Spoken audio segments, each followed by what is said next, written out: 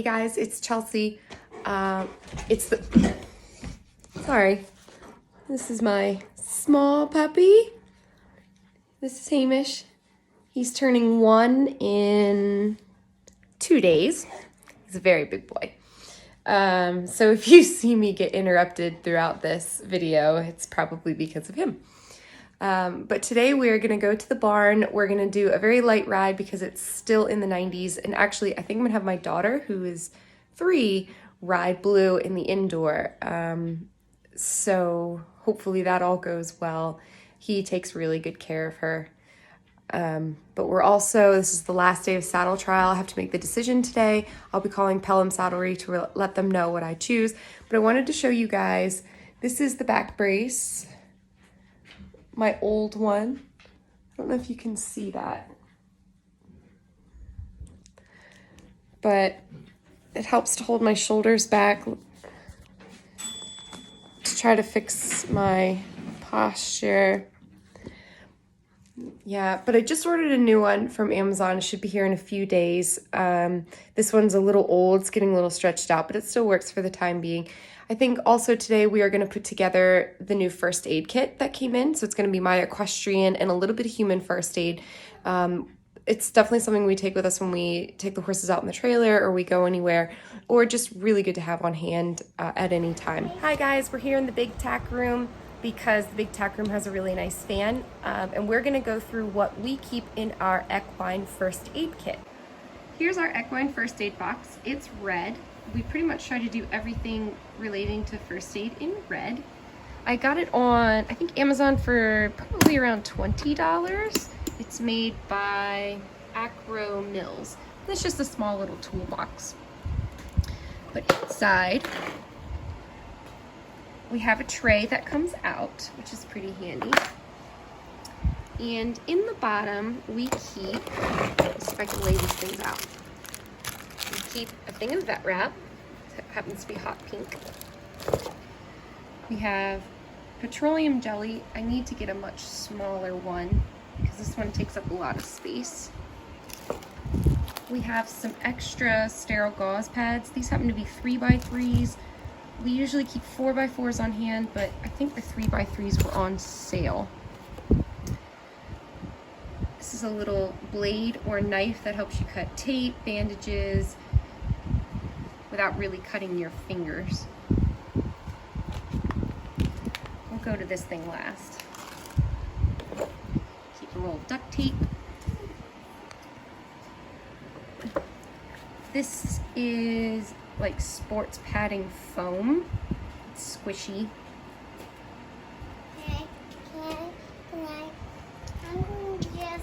Here we've got different medical tapes. It's a different size. This one is a sports tape, but it's more of like a vet wrap type of sports tape. This is an ace bandage. This is for humans. It doesn't fit in our human first aid kit, so I just keep it in the bottom of here. We do not use this on horses. I know it might seem a little odd, but these are tampons. They can be used obviously for the purpose in which they were intended. These are excellent at stopping bleeding if you need them to, especially if you have a puncture or a cut. You can even cut them up and pack them around things. I have found probably about half a dozen different uses for tampons, especially around in a barn. Okay, in the top drawer, we have, this is a pen light flashlight. Just clicks on and off. And we also have trauma shears that come out of this pouch. Let me see if I can get them open.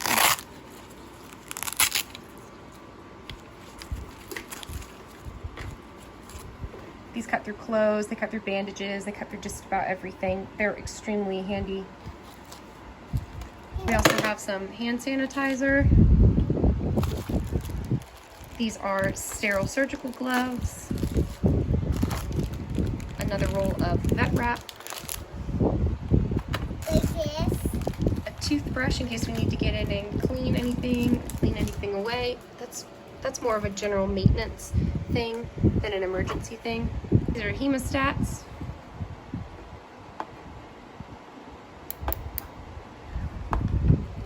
We also have our rectal thermometer and regular tweezers. Because we have full first aid kits for the horses inside the barn, we keep ours inside of our trailer.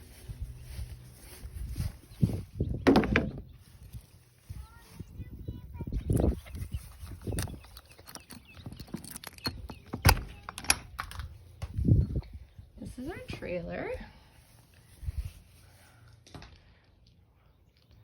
It's kind of a mess. We've been using it a little bit recently.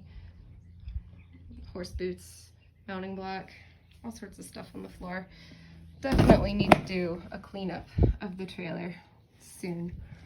But what's so funny about this trailer is it doesn't have the extra tack room, but it is super tall and it's extra wide because my husband's horse is such a big horse. We had to get a bigger trailer for her to fit in here. These are the Wendy Murdoch Surefoot stability pads, and the orange are the physio pads. Now, are the orange ones the standard ones? These are the physio ones. The physio ones? They're not as thick as the regular ones. Okay. They have, the orange side is harder. That's the surface for their hoof? Well, So this boarder, her horse has a case of string halt in his hind legs, so that's why she purchased these as part of his physical therapy. But she offered to let Blue try them out because she's also a horse body worker and has been working with Blue recently as a case study, and she has noticed that he has a lot of, and from what I've also told her about our issues with riding, he has a lot of tension in his shoulders and in his lower back. And these physio pads help horses, according to the Wendy Murdoch Method website, it helps them to understand their proprioception and where they put their feet on the ground, and it helps the horse to feel more grounded. So we leave these pads under their hooves for no more than 5 minutes. Blue would only stand for about 40 seconds before he was bored with them. But then again, dinner was also being served in the barn. But as soon as he comes off the pads, we walk him down the aisle and assess his walking gait as he walks away and comes back at us. You'll see a clip of that after he comes off these pads. Not really sure how well they worked for him because he wouldn't stand on them for very long. But as you can see, he's sort of falling asleep on them. He doesn't seem to mind. He only liked putting one foot on at a time, so we will have to work up to getting both feet on. But it'll be exciting to see if these make any sort of difference in how he moves under saddle with me as a rider for the future. I will leave a link below to Wendy Murdoch's website. Okay, as you can see, we have moved the pad back under the original foot that he only kept on for 10 seconds. So this time he kept it on for about the 40 seconds like the other foot, and as soon as he comes off, we're going to take him for a walk.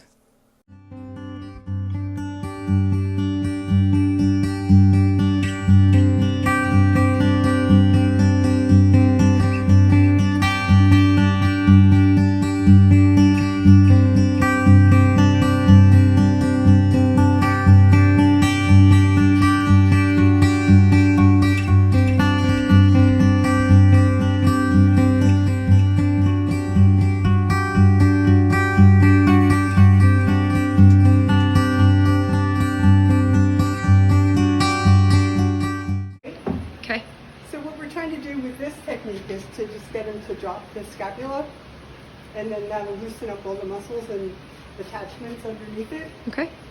So first I'm going to try to do it down and forward. So I'm just waiting for him to drop that.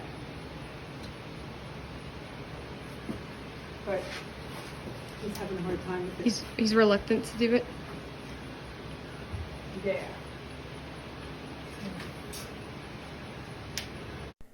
So here she is taking the weight of his foreleg. She's holding it out, trying to get him to stretch a little. And we're looking to see a drop in his shoulder so that he can relax his scapula. She has found that Blue carries quite a bit of tension up in his shoulder.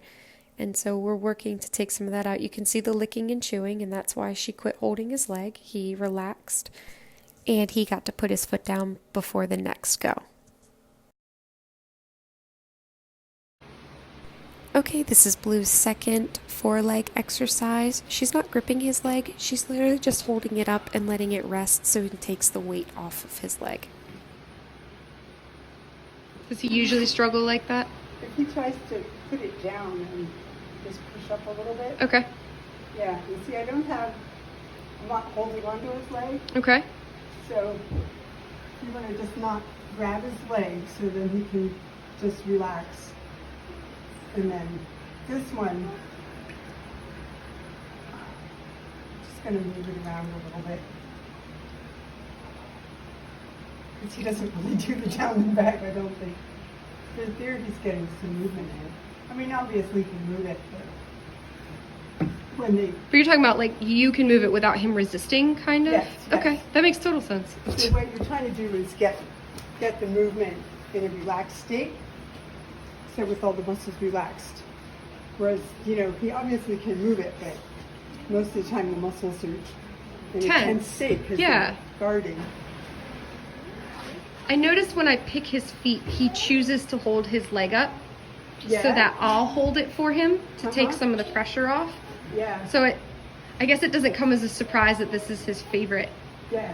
Now, do you think it's relieving more pressure from his hock or from his stifle that he likes? Probably his lower back. His lower back, okay. Mm-hmm. Yeah.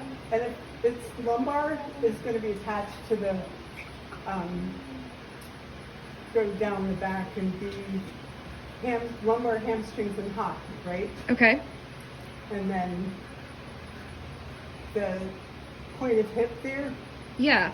they can get tension there and that'll go down attached to the stifle. So this you can kind of do this a little bit and he'll be moving his stifle in and out Okay. and his hock Yep. getting a little motion in there. You've got some licking and chewing going on already. Yeah, he likes that. He really does like that. Yeah. So he'll stand here like this all day, I think. But, yeah, lower back and like the SI joint. Yep. Mm-hmm. That's funny because I have most of my problems in my lower back, my hamstrings, my SI joint. Uh-huh. Yep. Yeah, so you have a matching horse, I right? do. I'm sorry, Blue.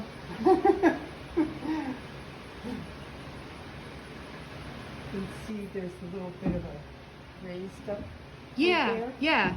Uh-huh. He's always had that, and then it Yeah. dimples back down and then is croup. Yeah. So, okay, I have noticed that. I didn't know if that was something. Yeah, that's like there's some tension that's pulling that up. Okay. So I've always noticed in Blue's back, he has a bump and then it dips and then it goes up to his croup bump. I've always noticed that, but I've never known what it is. Of course, I always worry about things like kissing spine, you know, especially with Blue and all his back issues. But what she was just saying is that there's probably something causing a lot of tension and causing the muscles and everything to be tense up there. And so he's probably holding that spot a little higher than others. So now she's just showing us the same exercise that she did on the other side with this foot. And I will let her discuss it with you. So you can just get his fetlock right under his stifle. Just Okay, line it him that up. way. Okay. Mhm. Yeah. And this one, the other one kind of collapses in more. This one doesn't have as much range Okay. that he's comfortable with. You have to be careful with your fingers. Oh, I bet. Yeah. It's a good thing he doesn't have shoes on in addition. Oh my God, wouldn't that be awful? So she finds that Blue has a smaller range of motion on this hind leg than he does his other, which is pretty synonymous with when we're doing canter work inside the arena. Every once in a while, we'll get like a stutter step and his leg will lock up, or he doesn't really get a lot of propulsion off that leg when we switch leads. And when the vet comes out to check him and does like a flexion test, he does flex positive, particularly on this side for arthritis as well as other stiffness and issues. So it didn't come as a surprise that he finds it harder on this side. His stifle's kind of collapsing in and then going out. and Yes. he's not quite as comfortable on this side. So when we come out like that and down, then there's a little bit of a catch. Okay. This is the side he tests positive for when the vet does flexion tests. Uh-huh. Okay. So you can just, you don't want to get into where it's bothering them. But Okay. just a little movement there. It's always good.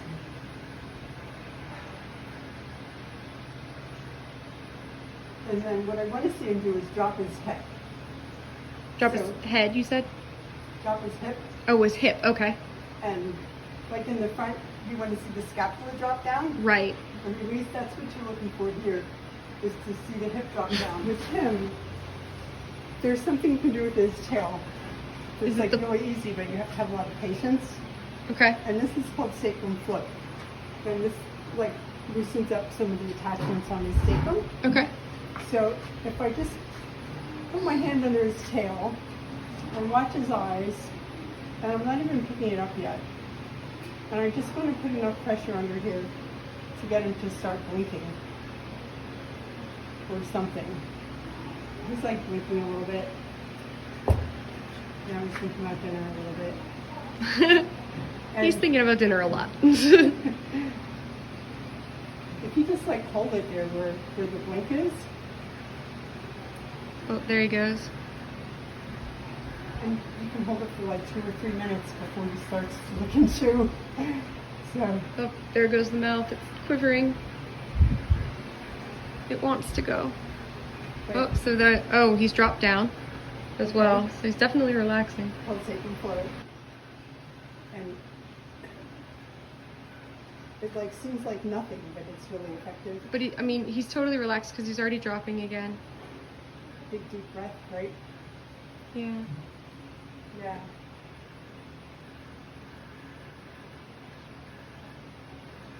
It's not too hard to get him to relax. He's so silly.